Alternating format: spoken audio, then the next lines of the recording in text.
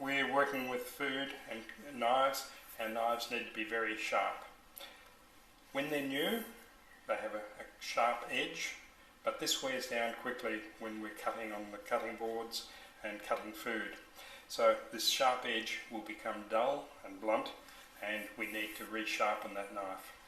To do that, we need a stone, and the stone is designed to sharpen the knife, and you'll see it has two sides to it, a coarse side and a smooth side. The coarse side for your very blunt knives, and it will sharpen the knife fairly quickly.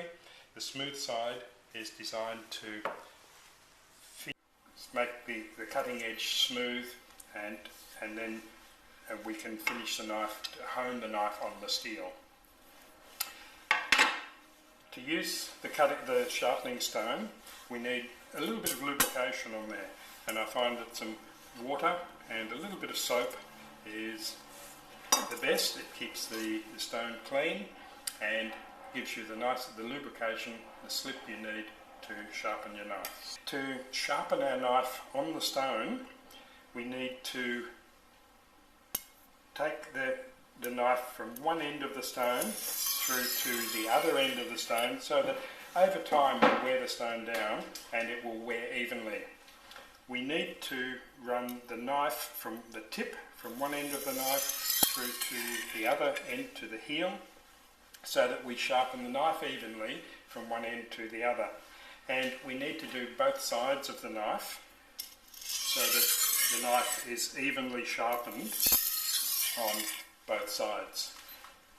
Now, the angle of the beveled edge on the knife should be about 20 degrees, so if you sit your knife on the stone and just place a finger underneath, you find that's about the right angle.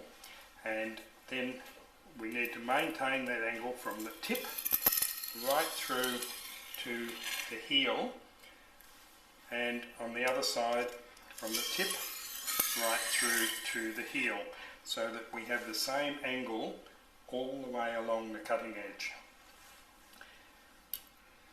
Now, when we're sharpening the knife, we need to sharpen the knife an equal number of times on each side.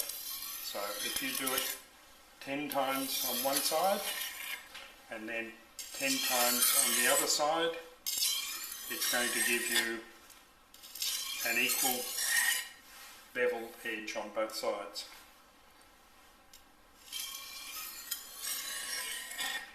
Now, make sure you work from the tip of the knife to the heel, and the knife is always dragged away from the cutting edge. Never push the cutting edge into the stone, always have the cutting edge trailing behind the knife so that we can sharpen the edge and keep it nice and smooth.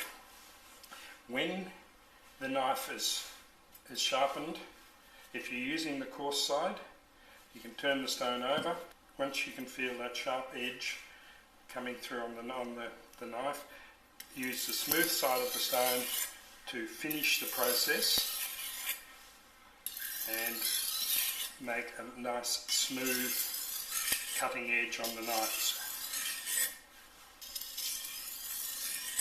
Now, when you're moving your knife across the stone, your body will need to move so that the knife stays on the same angle all the way. So move your feet, move your hips, and the knife will always be at the right angle. Once the knife has got a nice sharp edge and you can feel that with your finger, then we can finish the sharpening process off with the steel. And the steel is used to hone the edge of the knife, to realign the edge once it is sharp. When we're honing the knife on the steel, we need to go from the heel of the knife at the tip of the steel down to the tip of the knife at the base of the steel. And we need to do both sides equally. So it's a movement of running the cutting edge across the steel, and the angle is again the 20 degrees that we had the knife on the stone.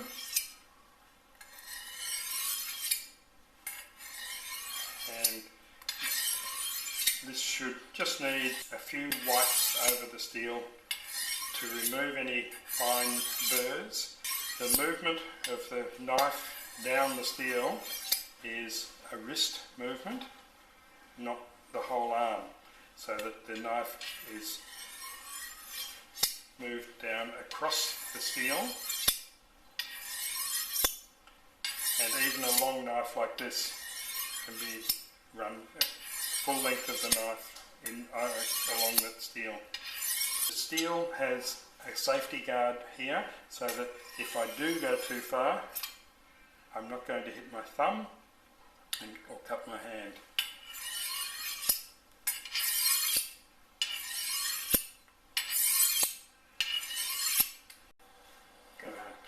When the knife has been sharpened correctly, it should slice through the tomato and the skin on the tomato very easily. This is something, if your knife is blunt, you'll find it very difficult to slice through a tomato skin.